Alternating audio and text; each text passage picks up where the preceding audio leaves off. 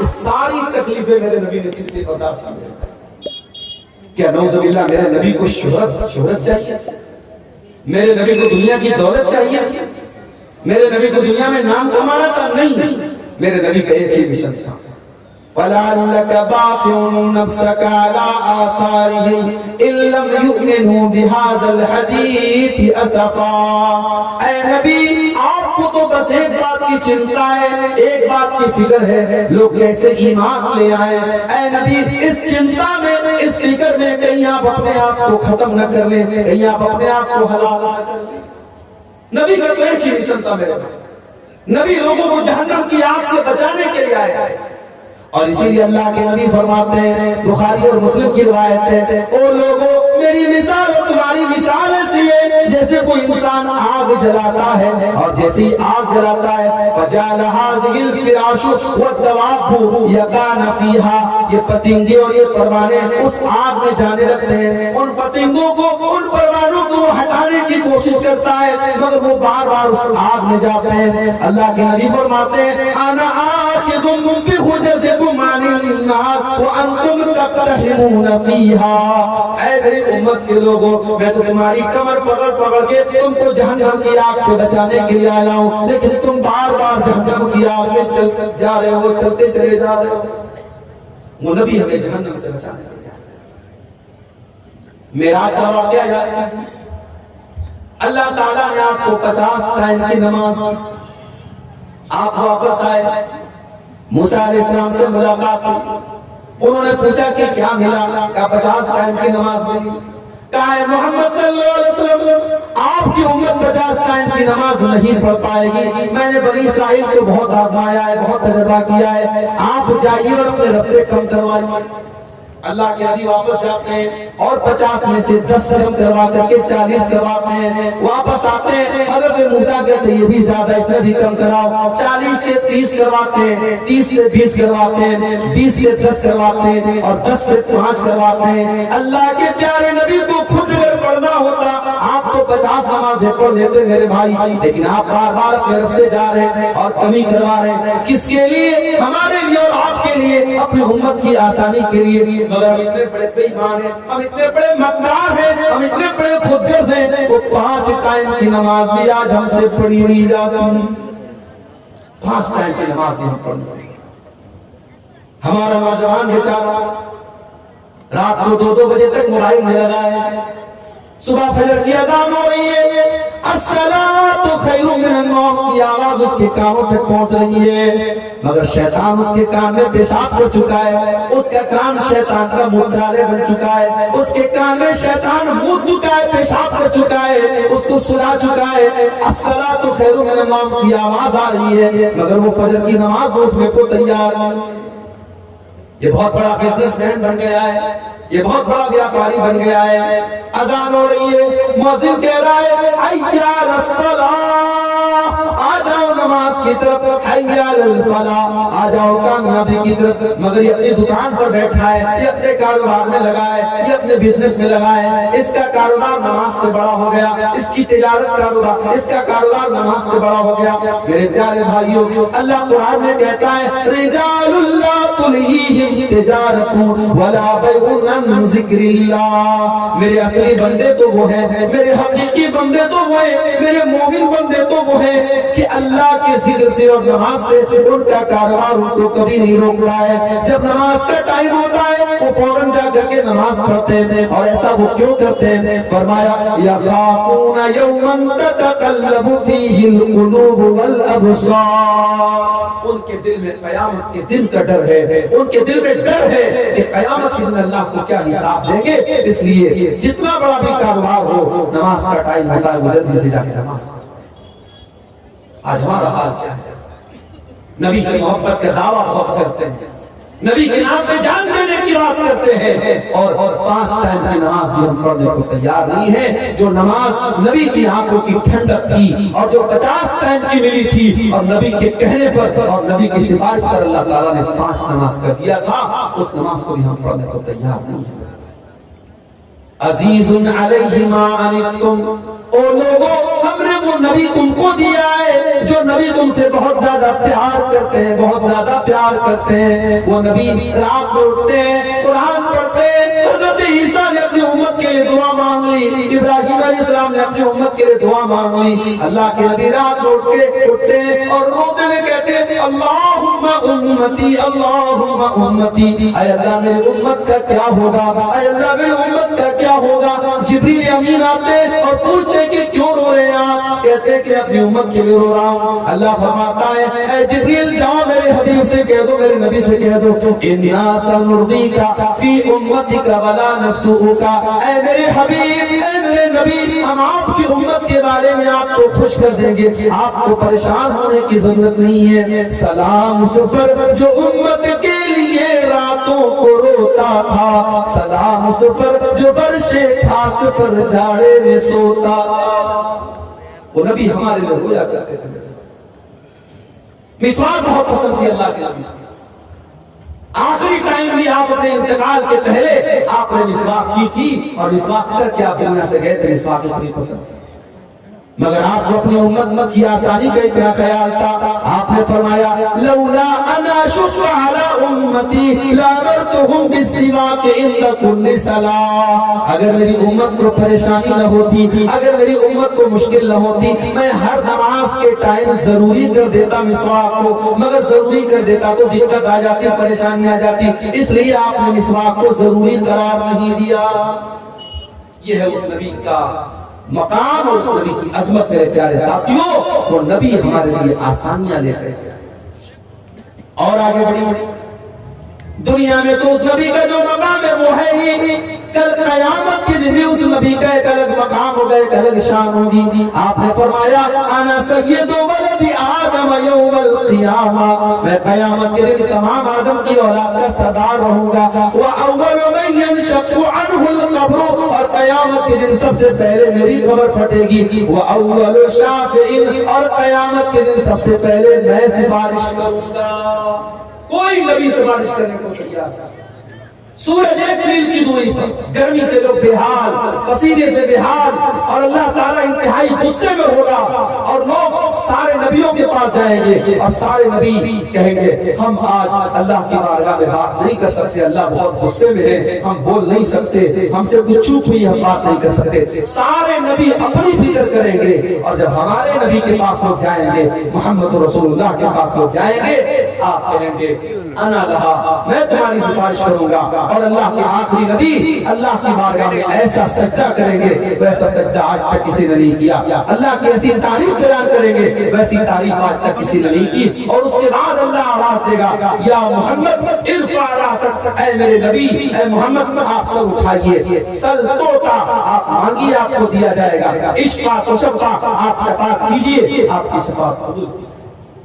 مگر نوٹ کر لو میری بات، قیامت کے دن نبی کی سفارش اور نبی کی شفاعت کسی مشرک کو نصیب نہیں ہوگی، کسی بدعتی کو نصیب نہیں ہوگی، کسی لال کالے پیلے دھاگے پر اپنا بھروسہ کرنے والے کو، اور کسی قبر پر، اور کسی مورتی پر، اور کسی پیڑ پر سجدہ کرنے والے کو نصیب نہیں ہوگی۔ قیامت کے دن اگر اللہ کے نبی کی شفاعت نصیب ہوگی تو توحید والوں کو نصیب ہوگی۔ اسی لیے اللہ کے نبی فرماتے ہیں، بخاری اور مسلم کی روایت ہے کہ ہر نبی کو اللہ تعالیٰ نے ایک دعا ایسی دی جس کی قبول کرنے کی اللہ نے گارنٹی لے لی، اور ہر نبی نے اپنی اس دعا کو دنیا میں مانگ لیا، لیکن میں نے اپنی دعا کو سنبھال کے رکھا ہے۔ اور میں وہ دعا کس کے لیے سنبھال کے میں نے رکھا ہے؟ شفاعت لامتی، میں قیامت کے دن اپنی امت کے لیے شفاعت کروں گا۔ وہی نائلۃ انشاءاللہ من مات لا یشرک باللہ شیئا، اور قیامت کے دن میں اس کے لیے سفارش کروں گا جو توحید پر مرا ہوگا، جو لا الہ الا اللہ پر مرا ہوگا، جس کا خاتمہ توحید پر ہوگا۔ میرے پیارے بھائیوں، جس انسان کی توحید صحیح نہ ہو، جس انسان کا عقیدہ صحیح نہ ہو، جو انسان شرک کر کے دنیا سے جائے گا، اس کو قیامت کے دن رسول کی شفاعت بھی نصیب ہوگی۔ اور آگے بڑھیے، اس نبی کا مقام یہ ہے، اس نبی کی شان یہ کہ اللہ قرآن میں کہتا ہے وَمَا أَرْسَلْنَاكَ إِلَّا رَحْمَةً لِلْعَالَمِينَ، اے نبی اپنے آپ کو ساری کائنات کے لیے رحمت بنا کر کے بھیجا۔ اس نبی کی शान ये कि वो दुश्मनों के लिए भी रहमत बन करके आए, अपनों के लिए भी रहमत बन करके आए, मुसलमानों के लिए भी रहमत बन करके आए, गैर मुस्लिमों के लिए भी रहमत बन करके आए। वो नबी जानवरों के लिए भी रहमत बन करके आए, जानवरों को भी तकलीफ पहुंचाने का आपने हुक्म नहीं दिया। एक औरत ने बिल्ली को पकड़ा और बिल्ली को तड़पा तड़पा के भूखा प्यासा रखा, बिल्ली मर गई। अल्लाह के नबी फरमाते हैं वो औरत जहन्नम में जाएगी। उसने एक बिल्ली को, एक बेजुबान जानवर को तड़पा तड़पा करके मार दिया। और एक वेश्या और एक बच्चे औरत, उसने कुएं से पानी निकाला और एक प्यासे कुत्ते को जो प्यास से तड़प रहा था, अपने मोजे से पानी निकाल करके कुत्ते को पिलाया। अल्लाह के नबी फरमाते हैं उस वेश्या औरत का ये अमल अल्लाह ताला ने कबूल करके उसकी बख्शिश कर दी। एक कुत्ते को, एक जानवर को पानी पिलाने की वजह से अल्लाह ताला ने उसकी मदद कर दी। जानवरों के लिए भी आप रहमत करते हैं। अब कोई यहाँ पे सवाल कर सकता है कि साहब अगर जानवरों के लिए रहमत है इस्लाम और अल्लाह के नबी, तो आपके मजहब में मांसाहार की तालीम क्यों दी गई और आपके मजहब में गोश्त खाने की तालीम क्यों दी गई? तो मेरे भाई, ये भी अल्लाह की रहमत है, ये भी अल्लाह की रहमत है। उसने जिन हलाल जानवरों को हमारे लिए हलाल बनाया है, हमारे खाने के लिए खुराक बनाया है, उन्हीं जानवरों को हम खाते हैं। हम किसी हराम जानवर को नहीं खाते हैं। ये बकरा बकरी है, भेड़ा वगैरह है, ये जितने भी हलाल जानवर हैं, हम उन्हीं जानवरों का गोश्त खाते हैं। और जो हराम जानवर है उनको टच नहीं करते हैं। और हलाल भी हम अल्लाह का नाम लेके जब हम ज़बह करते हैं तब हलाल होता है। ऐसा नहीं कोई बकरा अगर मरा पड़ा हो, जंगल में मरा पड़ा हो, नहीं खा सकते। जब तक अल्लाह का नाम लेकर इस्लामी तरीके से उसको ज़बाह न किया गया हो, हम उसको नहीं खा सकते हैं। और जब हम जानवर को ज़बाह करते हैं तो मेडिकल साइंस ये कहता है कि जो आज जो झटके से मारते हैं जानवरों को, उसमें जानवर को बहुत तकलीफ होती है। और जो इस्लाम का तरीका है कि उसकी जो रगें, जो इस्लाम ने जो रगें बताई है, और उन रगों के ऊपर जब छुरी चलाई जाती है तो जानवर की जान जो होती है बहुत आसानी से निकलती है। और इसीलिए अल्लाह के नबी फरमाते हैं जब तुम जानवर को ज़बाह करो तो अच्छे तरीके से ज़बाह करो, छुरी को तेज कर लो, जानवर को तड़पा तड़पा के मारने की इस्लाम तालीम नहीं देता। मेरे नबी तो बेजान चीजों के लिए भी रहमत बन करके आए। आप एक खजूर के तने पर खड़े होकर के खुतबा दिया करते थे। एक औरत की नजर पड़ गई, अल्लाह के नबी के खुतबे में आया करती थी। उसने देखा कि अल्लाह के नबी खजूर के तने पर खड़े होकर के खुतबा दे रहे हैं। उसने कहा अल्लाह के नबी, मेरा बेटा कारपेंटर है, बड़ी का काम करता है। अरे अल्लाह के नबी, मैं चाहती हूँ कि आप एक अच्छे से मिंबर का इंतजाम कर दूं ताकि आप उस मिंबर पर खड़े होकर के खुतबा दें। इस लकड़ी के तने पर आप खड़े होकर के खुतबा देते अच्छा नहीं लगता है। आज हमारे यहाँ मौलवी फटे पुराने कपड़े पहनता है तो लोग कहते हैं मौलवी को तो अल्लाह ने बड़ी बरकत दी है। मौलवी साहब जो आपके बच्चों को कुरान आके पढ़ाते हैं, उनके मैले कुचैले कपड़ों को देख करके कभी आपको शर्म नहीं आती कि कोई नया गोते का कपड़ा ले जाके दे। आम का मौसम आता है, आपके घर में बच्चे आम खा रहे हैं, मौलवी साहब बेचारे 5000 की तनख्वाह में कैसे कैसे अपना परिवार चला रहे हैं। उनके बच्चे अपने बाप से कहते हैं पहचान मुझे आम दिला दो, वो सब्र करने की तलकीन करते हैं। और दुनिया के मौलवी के पैसे में अल्लाह ने बड़ी बरकत दी है। मेरे प्यारे साथियों, उस मौलवी को आपने अपने दर का जो भिखारी बना के रखा, उसको बरकत का खूबसूरत नाम माफ करना मेरे भाइयों, बात कर दिए, मगर बात यही सच है कि हम उलमा को खुशहाल देखना नहीं चाहते हैं। अगर मौलवी अच्छा लाइफ स्टाइल इख्तियार कर ले, अच्छा कपड़ा पहनने लगे, मौलवी हलाल तरीके से अगर घर मकान बना ले और सवारी का इंतजाम कर ले, तो उस पर भी लोग उंगली उठाते हैं कि मौलवी के पास इतना पैसा कहां से। ये सोच है हमारी कौम की, ये अपने उलमा को, अपने रहनुमाओं को खुशहाल नहीं देखना चाहती। ये चाहती है कि आकर के हमसे चंदा मांगते रहे, हमारे दर के फकीर और मोहताज। लॉकडाउन में हमने देखा कितनी मस्जिदों में इमाम जिनको 8000 10,000 तनख्वाह दी जाती थी, मदरसों में पढ़ाने वाले टीचर जिनको 8-10 हजार की तनख्वाह दी जाती थी और तनख्वाह से उनका घर परिवार चला करता था। लॉकडाउन लग गया, मदरसे वालों ने आंखें फेर ली, मस्जिद की कमेटी ने आंखें फेर ली, मौलवी साहब हमारे फंड में कोई पैसा नहीं है। उन मौलवियों ने कितनी परेशानियों के साथ अपने यहाँ काटे, अपने दिन काटे मेरे भाइयों। लोगों से कर्जे ले लेकर के, लोगों से मदद मांग मांग करके उन्होंने अपना गुजारा किया। और मैं कई ऐसे मौलवियों को जानता हूँ, लॉकडाउन के बाद उन्होंने कारोबार शुरू कर दिया, बिजनेस शुरू कर दिया और रो करके कहने लगे मौलवी साहब अब हमें इमामत नहीं करनी है, अब हमें मदरसे में नहीं पढ़ाना है, हमें ये गुलामी की जिंदगी नहीं गुजारनी है, अब हम अपना बिजनेस करेंगे, अपना कारोबार करेंगे, हम आजादी की जिंदगी गुजारेंगे। मेरे प्यारे भाइयों, ये उलमा भी आपकी तरह इंसान होते हैं, इनके बच्चों को भी आपके बच्चों की तरह जरूरतें होती हैं, इनकी बेटियों की भी आपकी बेटियों की तरह जरूरतें होती हैं। मेरे भाइयों, अपने उलमा की जरूरतों का भी ख्याल रखा करो। नहीं रखते हम, अपने उलमा की जरूरतों का हम ख्याल नहीं रखते।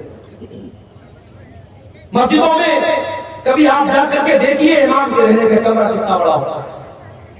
बास मस्जिदों में मैंने देखा कि सीढ़ी के नीचे जो छोटी सी जगह बनी होती है कोठरी टाइप की, उसमें इमाम को रखते हैं। इमाम बेचारा अगर ढंग से खड़ा हो जाए तो सब उसका छत से लड़ जाए। हमें शर्म नहीं आती? हम अपने बच्चों और अपने परिवार के साथ अपने घर में रहें और इमाम साहब अपने परिवार से दूर आपकी मस्जिद में इमामत कराएं और महीने 2-2 महीने अपने परिवार से दूर रहें। मेरे भाइयों, एक कौन सा इंसाफ है? आपके बच्चे आपके साथ रहें और मौलवी का बेटा अपने बाप के रहने के बावजूद वो बेचारा यतीम बन के जिंदगी गुजारे और मौलवी की बीवी देवा की जिंदगी गुजारे। अल्लाह के वास्ते अपने उलमा के मसाइल पर भी नजर रखो मेरे भाइयों। आज सरकारी टीचर रिटायर होता है, गवर्नमेंट उसको पेंशन देती है। दुनिया की किसी भी नौकरी में कोई रिटायर होता है, उसको बड़ा अमाउंट मिलता है। मौलवी रिटायर होता है, उसके लिए कोई इंतजाम नहीं, कोई पुरसाने हार नहीं। कितने जमात के बड़े बड़े उलमा हैं जिन्होंने सारी जिंदगी जमात की खिदमत की, उम्मत की खिदमत की, तकरीरें करते रहे, किताबें लिखते रहे, बच्चों को पढ़ाते रहे। जब उस लेवल पर, उस मरहले पर पहुंचे, जब वो बीमार हो गए, जब बूढ़े हो गए, जब कमजोर हो गए, जब नाकवा हो गए, उनके दवा इलाज के पैसे नहीं है, तड़प तड़प के और घुट घुट के मर गए। मेरे प्यारे साथियों, ये इंसाफ का तकाजा नहीं है, ये उलमा की मोहब्बत का तकाजा नहीं है। अल्लाह के वास्ते अपने उलमा की जरूरतों का भी ख्याल रखो। और आपने देखा अल्लाह के नबी लकड़ी के तने पे खुतबा दे रहे हैं, उसको अच्छा नहीं लगा, उसने कहा अल्लाह के नबी मैं आपके लिए खूबसूरत मिंबर बनवा देती हूँ। अगला जुमा आया और मिंबर बनकर तैयार हो गया। अगले जुमा में बेहतरीन मिंबर बन के आ गया और अल्लाह के प्यारे नबी जब खुतबा देने के लिए मिंबर पे चढ़ते हैं तो लकड़ी के तने से रोने की आवाज आई।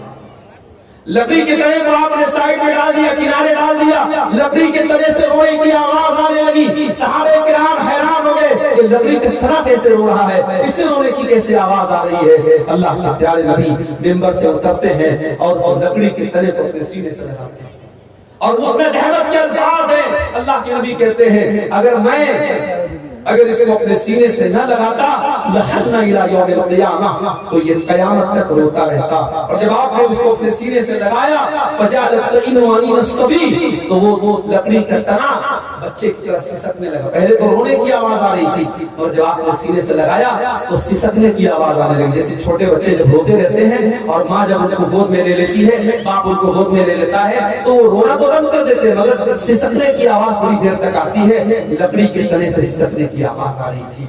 अल्लाह के नबी ने फरमाया इन्नहा तबकी अला मा कानत तस्मउ मिन ज़िक्र, इस लकड़ी के तने पर खड़े होकर के मैं खुतबा देता था और कुरान और हदीस की बातें बयान करता था, इसलिए ये लकड़ी का तना जब आज मैंने इसको छोड़ के जब मैं मिंबर पे खड़ा हो गया तो ये रोने लगा।